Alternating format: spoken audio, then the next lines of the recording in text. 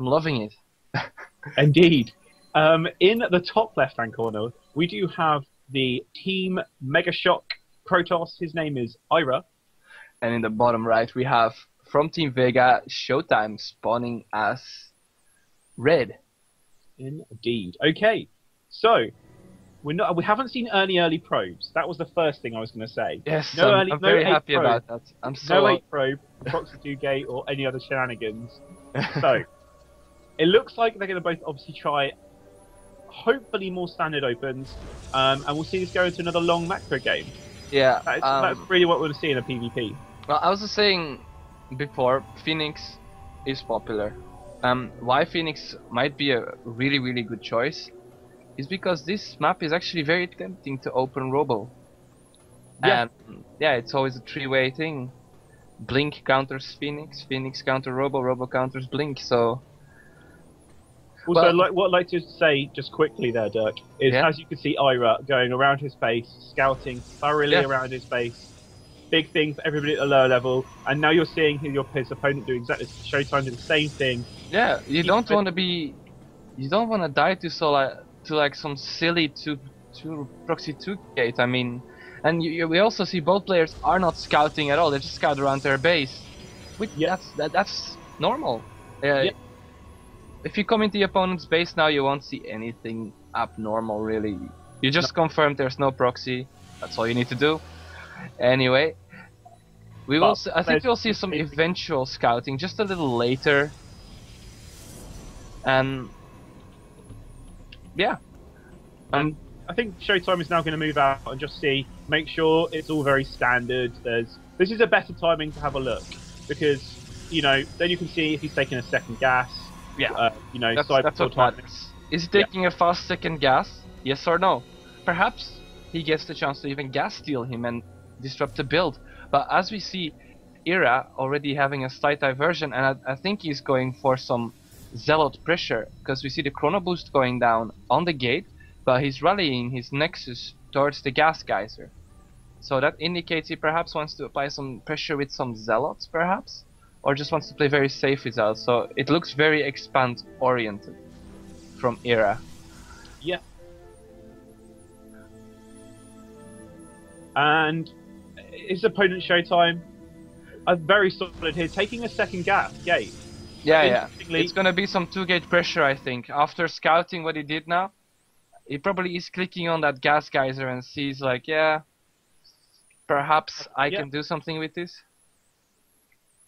There is a timing here necessarily that I could use to do some pressure. Yeah. And I'm just waiting to see if it's going to be a second stalker move out. I think it will be. Yeah. Yep. And will it be chrono? That's the second thing. No, I don't think he's gonna chrono. I think he's gonna keep the chrono for when the other gate finishes, and then quickly chrono out 2 extra stalkers. That's I think what will happen. Just so you can have the quick 2 extra stalkers behind that. But it's gonna be a robo even. So a robo goes down. Okay. And his opponent is 4-gating. Wow. And I don't think it's a committed 4-gate though. I think it's more of a defensive. I think he will have an expansion with this. Yeah, I think might be wrong though. It's 4-gate Blink Stalker. All right, this. Okay, so this will be a committed 4-gate. Yeah. This very committed. But it's already a good opener. It's a blind counter from Showtime. Yeah, exactly. Obviously, taking that robo before any expansion and after the second gate means that his immortal count. The thing is, he will have 2 immortals with a 3rd on the way when the blink play arrives, or even will have 3 already if he really keeps making them, because he will go observer first, which is a great call. And here we see some pressure being applied. Not using the force field. Very smart decision. No need to use it on one zealot. Now we get some extra shots on the stalker. Is he going to chase the zealot, you think? Yeah, I think that's not a bad trade because he's only going to lose shield on the. Yeah, exactly. And here he goes, gets the zealot and moves back with the stalker without losing any hull damage. So that's great. And the other thing is his opponent. And okay, no, he does take an expansion behind this. So this is going to be some blink pressure, I suspect. Well, I think it's more of a reactionary. It puts. I think the blink and the 4 gates were more of a defensive measure. Just in case. Just in case, and he will still apply some pressure with the blink observer play. Yes. Just to try and pick off a pylon here and there and stuff like that. So. And is this observer going to get found? I think it's going to get seen. Yep, it's going to get seen. And it's going to get caught. No, it's not going to get it just gets away. No. Yeah. Too few stalkers. Yes. But he's choosing to roboplay Immortal production himself now, so I'm a little bit... Yeah, I'm not 100% sure about this build. I think the 4 gates is a bit of an overcommitment. I think he could have had a faster expansion with it, but perhaps there's something behind this. I think the opener from Showtime is a bit more efficient. Definitely the 3-gate robo expand, and the big thing is he didn't produce any more units before taking expansion, bar the 2 zealots and the stalker that he was originally going to use for harass off that 2-gate pressure. Well, then he's moving out, so he's moving out with just his stalkers, and yeah, it's just going to be harass purpose. It's just poke in, make the opponent feel uncomfortable, take advantage of if the opponent is like not very well positioned, he can perhaps pick up a pylon or something. Small damages can lead to a big advantage sometimes.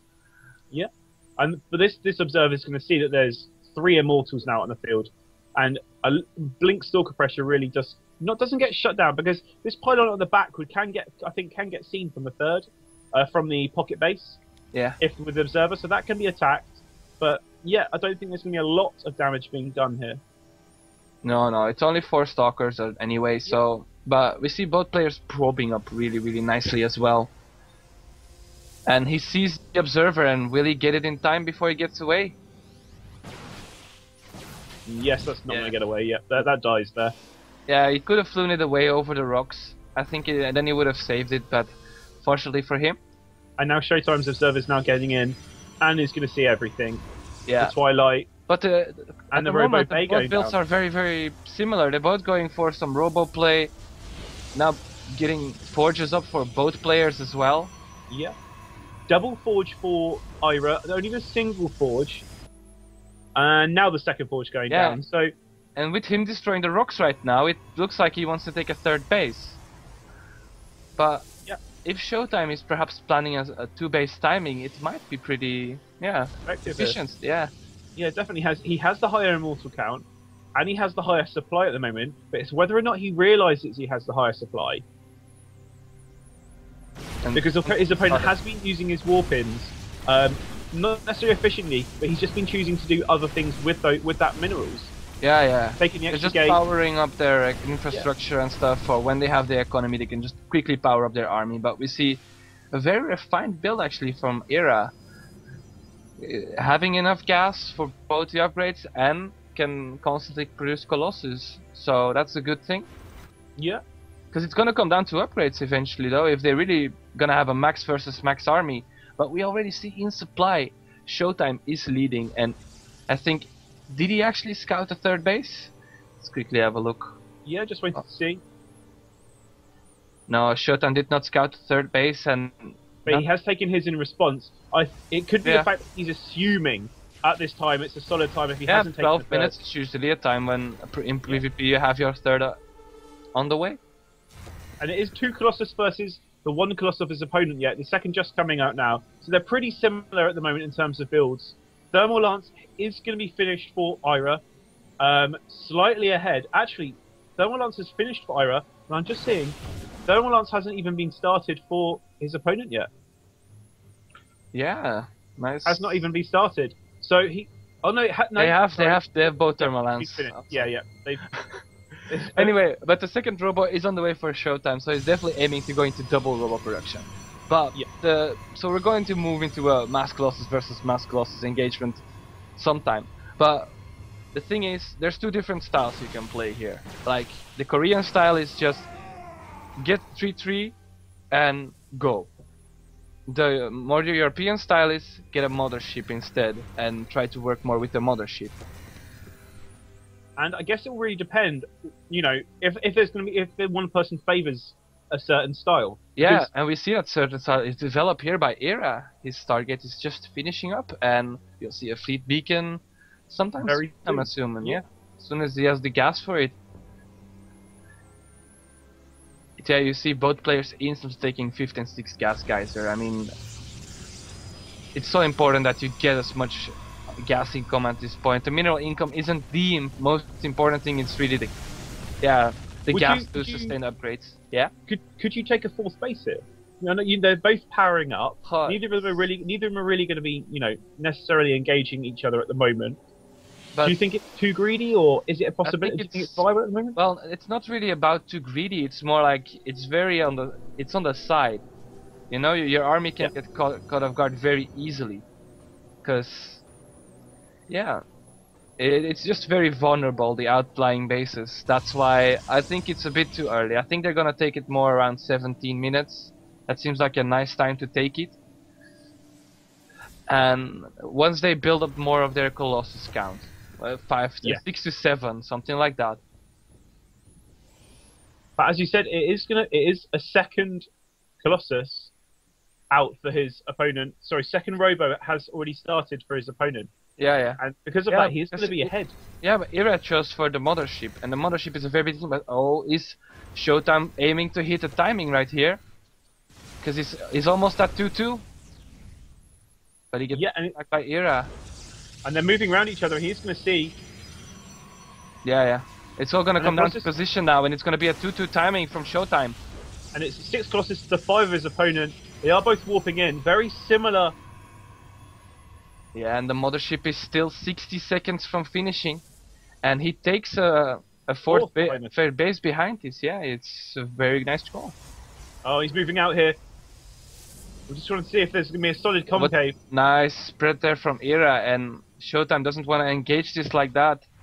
He needs to have a proper spread from himself, but Ira has the concave. Oh, they're moving out now. Yeah, exactly. All the army. And now it's all about how well they can engage. Yeah, very careful from both players. Oh, he's gonna move in though.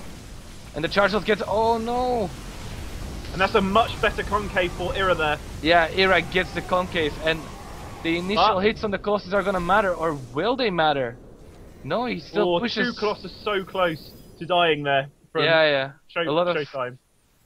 But Showtime still has the ground force to support it. But here comes the mothership, and this could be a counter push here from Ira. Yeah, can he push this back? That's the question, but there's 2 observers in the army of Showtime, so the mothership has no energy for a vortex. As also Showtime's 4th did finish, so he should be taking the gases over there, but here we go to the engagements with the mothership. Here comes the engagement, yeah, and I think he's going to move back. Is he going to move? I think he should take it. Yeah, and he's going to take it here. The vortex, is it ready? I'm just waiting to see. It's 83. Oh, yeah. Is the mothership gonna matter though?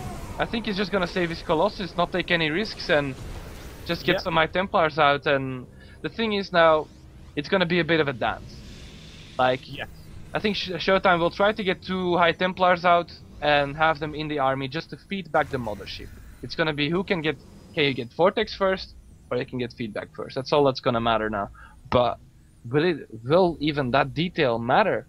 Because look at the supply difference here. Yeah, but it's also 7 Colossus against the 3 from Ira, and still 2 in production every time from Showtime. So I feel Ira is falling behind on the Colossus production.